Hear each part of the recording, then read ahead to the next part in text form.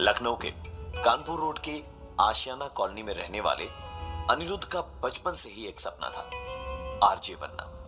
दिन भर हेडफोन्स लगा के बोलने की कोशिश करता था। एक दिन जब उसको एक रेडियो स्टेशन से इंटरव्यू का कॉल आया तो खुशी से आधा पागल ही हो गया। लेकिन इंटरव्यू क्लियर करने के बाद भी एक छोटी सी दिक्कत थी। एक ऑडियो सैंपल भेजना था उसे, और उसके लिए चाहिए था एक स्टूडियो जहां रिकॉर्डिंग करनी होगी। अनिरुद्ध ने गूगल किया और फाइनली एक स्टूडियो उसके बजट में आया। सोनिक स्टूडियो रायबरेली रोड पे था, जो शहर के आउटर में है। आज का सारा दिन अनिरुद्ध अच्छी स्क्रिप्ट्स लिखने के चक्कर में बिजी रहा और देर शाम तकरीबन 7 बजे सब तैयारी करके स्टूडियो के लिए रवाना हुआ और ढूंढते ढूंढते बड़ी मुश्किल से स्टूडियो तक पहुंचा। बड़ा ही घुमा फिरा के जाने वाला रास्ता था। एक बार कोई चला जाए तो कभी भूल ना पाए। वहां पहुंच के स्टूडियो ओनर साउंड दादा से बात करके दादा को सब समझाया तो उन्होंने अपनी ही स्टाइल में कहा, आप टेंशन मत लीजिए, सब हो जाएगा। और दोनों रिकॉर्डिंग करने स्टूडियो के अंदर गए। आज जो सब कुछ एडवांस्ड है, यहाँ साउंड दादा के स्टूडियो में इक्विपमेंट्स थोड़े पुराने फैशन के थे। रिकॉर्डिंग शुरू हुई। लखनऊ, एक शहर जहां सब तहजीब की बातें करते हैं और जहां जब तक धक्का ना लगे आदमी आप से तुम पे नहीं आता। जहां नॉन वेजिटेरियंस टुंडे के कबाब और वेजिटेरियंस माँ दुर्ग माँ की दाल में खुश रहते हैं। यहाँ नवाबी नस नस में है और मोहब्बत। साउंड दादा, कुछ चल रहा है।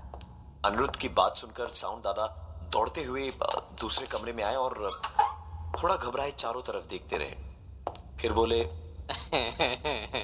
कभी कभार ऐसी बदबू यहाँ आती है, आप टेंशन ना लें, आप बस आराम से रिकॉर्डिंग कीजिए। अनिरुद्ध ने एक बार फिर से बोलना शुरू किया। क्रिश्चियन कॉलेज के ग्राउंड पे जब क्रिकेट खेला करते थे तो उसका मजा ही अलग। दादा, आपको सचमुच को जलने की महक नहीं आ रही? अनिरुद्ध की हिम्मत बढ़ाते हुए उन्होंने कहा कि ऐसा कुछ भी नहीं है, आप जरा इत्मीनान से आराम से रिकॉर्डिंग कीजिए। मेरा स्टूडियो बहुत ही सेफ एंड सिक्योर्ड है, मैं जरा खा के आता हूँ। इस बार अनिरुद्ध ने जैसे ही हेडफोन्स वापस कानों पे लगाए तो उसे कुछ सुनाई लिया। अनिरुद्ध को लगा कि कुछ गड़बड़ है। उसने हेडफोन्स निकाले, फिर लगाया तो कोई आवाज नहीं थी, लेकिन स्टूडियो का एसी शायद खराब था। अनिरुद्ध का दम वहां घुट रहा था। ताजी हवा लेने वो जैसे ही स्टूडियो से बाहर निकला तो किसी ने पीछे से उसके कंधे पर हाथ रखा। वो कोई और नहीं था बल्कि साउंड दादा ही थे। तो अनिरुद्ध ने बताया कि हेडफोन में आवाजें आ रही थी। साउंड दादा बोले, भाई साहब, हेडफोन थोड़ा पुराना है, अब वायर हिलाइए, मैं बाहर से जरा एसी चेक करके आता हूं। अनिरुद्ध ने देखा कि दादा जिस पे बैठे थे वो नहीं, और उसके बगल वाली कुर्सी ऐसे हिली जैसे कि वो उसी पे बैठे थे। उनके आते ही अनिरुद्ध ने पूछ लिया कि दादा, बैठे आप उस पे थे और कुर्सी वो कैसे हिली? दादा हंस के बोले, अरे ये मेरी तो कुर्सी है, अरे इसी पर तो मैं बैठता था। कहा मतलब? अरे आप इधर उधर की बातों पे ध्यान मत दीजिए, चलिए रिकॉर्डिंग करने चलते हैं। रिकॉर्डिंग खत्म करते करते रात के 1 बज गए और रास्ते पे ऑटो मिलना मुश्किल था, लेकिन दादा ने खुद ही कहा कि वो अनिरुद्ध को छोड़ देंगे। उनकी स्कूटर की आवाज कुछ ज्यादा ही थी। तो अनिरुद्ध बोला, आप इतने शांत और आपका स्कूटर इतना तेज? दादा ने कहा, स्कूटर थोड़ी पुरानी है ना, पहले भी मैं यही चलाता था और अब भी। उनकी गोल गोल बातें समझने से ज्यादा रिकॉर्डिंग की सीडी सुनने में ज्यादा इंटरेस्टेड अनिरुद्ध ने उनकी बातों पे ज्यादा ध्यान नहीं दिया और उसका घर आते ही थैंक यू बोल के जब जाने लगा तो पीछे से साउंड दादा बोले, आपका घर है, मेरा भी घर था ऐसा ही। अनिरुद्ध ने उनकी बातों को लेकर ज्यादा सोचना बेहतर न समझा और अंदर जाके जैसे ही दरवाजा बंद किया तो डोरबेल बजी। इतनी रात को कौन आया सोच के आई होल से झांका तो साउंड दादा मुस्कुराते हुए बाहर खड़े थे। दरवाजा खोला तो वो बोले, आपका पर्स यहाँ बाहर गिर गया था।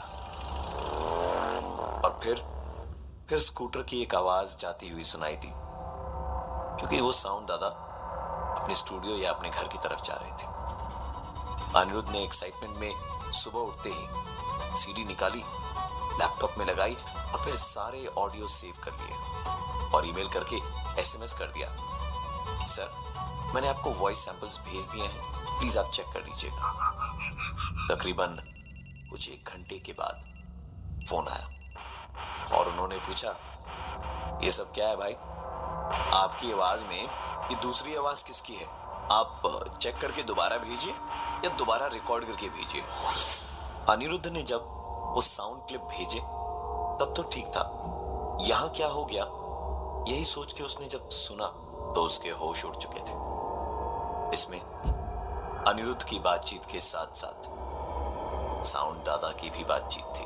उसने तुरंत साउंड वाले दादा का मोबाइल नंबर निकाल के फोन किया तो आवाज आई, This number does not exist. This number does not exist.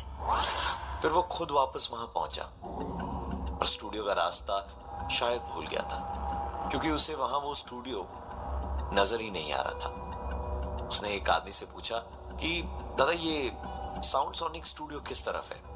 उस आदमी ने अनिरुद्ध को ऊपर से नीचे तक देखा और फिर बोला, भाई साहब यहाँ एक ही स्टूडियो था। स्टूडियो के मालिक को अपने स्टूडियो से बहुत प्यार था, लेकिन स्टूडियो चल नहीं पाया और एक दिन आग लगने से स्टूडियो अपने मालिक समेत जल के खाक हो गया।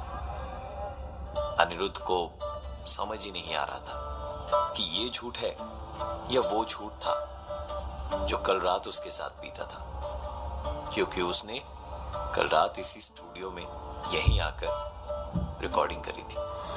वो सीधे रेडियो स्टेशन ही गया, वहीं रिकॉर्डिंग करी और उसकी नौकरी भी लग गई। उसका अपने शहर लखनऊ में आरजे बनने का सपना पूरा हो गया था और देखते ही देखते वो इस शहर में बहुत फेमस हो गया। और एक दिन, हाँ जी, मैं हूँ अनिरुद्ध और मेरे सवाल का जवाब देने के लिए कौन है फोन पे? उधर से आवाज आई, बड़े दिनों से रिकॉर्डिंग करने नहीं आए। अनिरुद्ध को काटो तो बदन में खून नहीं। उसने कॉलर आईडी पे नंबर देखा तो साउंड दादा के उसी स्टूडियो का था। उसने वापस फोन मिलाया, This number does not exist. This number does not exist. This number does not exist.